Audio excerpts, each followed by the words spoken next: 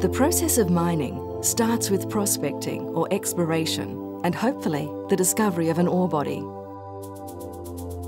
It then continues to the extraction of viable minerals and ideally finishes with the rehabilitation of the mined area. Whether it's a lone prospector swinging a rock hammer or a company blasting explosives, mining impacts the surrounding region, affecting vegetation, wildlife and the local community. In Western Australia, the Department of Mines and Petroleum's Mining Rehabilitation Fund is an innovative strategy that was implemented to ensure the state is adequately funded to rehabilitate abandoned and legacy mines.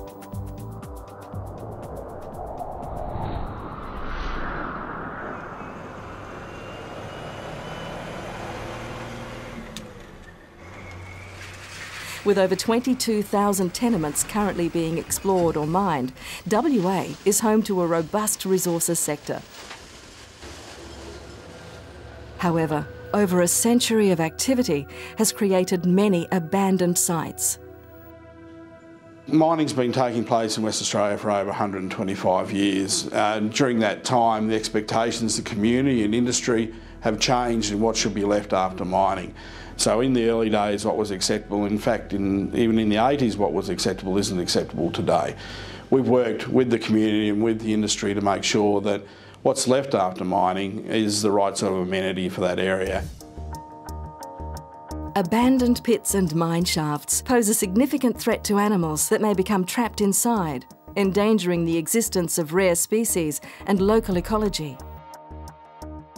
Lack of maintenance and security can also present serious safety hazards for workers, residents and tourists. Many mine sites were formerly home to rare plant species that may require a detailed preservation plan to ensure their ongoing viability. Most jurisdictions in the world have what's called an unconditional bond system for environmental impact on a mine site. They were first introduced here in West Australia in the 1980s. What they are is a certain amount of money, usually an unconditional bank guarantee, that we can call on should that company default and disappear completely, so that the community isn't left with that expense of fixing up the mine site. However, the value of these initial performance bonds did not keep pace with increasing environmental standards or rehabilitation costs, meaning that if operators failed to fully rehabilitate a site, the government was left with a substantial liability. With the value of bonds estimated to cover only 25% of actual rehabilitation costs, increasing bonds to fully cover costs would not have been financially viable for the industry. The old system where you had to put your money up front before you could do any work on a lease at all, that tied up your working capital. In some cases it meant going to get a second mortgage on your house. The concept of potentially that getting bigger if the new system hadn't come in was scaring some people to the point of saying, if it does, I'm out of here. The other disadvantage as well is that often you have to pay twice. You have to pay for the setting up of the bond, and also to do the rehabilitation before you get your bond back.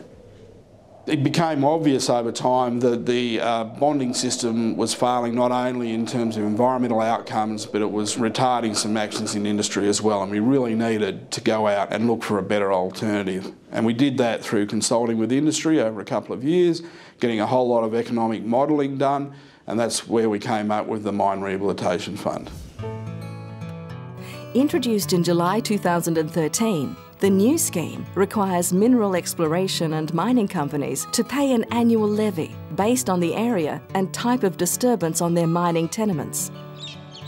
Mining companies now have an incentive to undertake what's known as progressive rehabilitation, whereby land is restored immediately after use. The sooner a company can fulfil its environmental obligations, the lower its annual levy. Once each company entered the fund and paid its first levy, any existing bonds over their tenements were returned, providing a financial windfall that could be reinvested into their projects. When the MRF came into effect, the value of bonds held by the state was approximately $1.2 billion. Just 18 months later, the Minister for Mines and Petroleum, the Honourable Bill Marmion, retired the billionth dollar in bonds to a small Western Australian company called Great Western Exploration. Oh, look, it's pretty important to get any bonds back. It does help us manage our cash flow. More importantly, though, it does help us manage the money that we do have better going forward. You know, we're expecting to do quite a bit of drilling next year on our gold project. And being able to manage that cash flow and the expenditure from that is very important. As well as providing an environmental and financial safety net for the government and community, money held in the MRF generates interest, which will be allocated towards the rehabilitation of legacy sites throughout the state. The new method's great. It's a simple case of reporting every year as to what you've done. That allows the department to know what's going on. It allows the bigger picture to be drawn up. The department, I'm very pleased to say, did a lot of work, did a lot of sort of road shows for people. They were even setting up email addresses for people. So that's, you know, above and beyond as far as I'm concerned. So I think the whole rollover as far as that went was very, very smooth and very well handled. Although still in its infancy, the Mining Rehabilitation Fund has received positive feedback from miners, stakeholders and commentators, including the Fraser Institute's 2013 survey of mining companies, which described the MRF as exemplary policy. Other Australian states and territories, as well as overseas jurisdictions, are now considering the adoption of similar models to protect their local environment, potentially providing long-term benefits to communities around the world.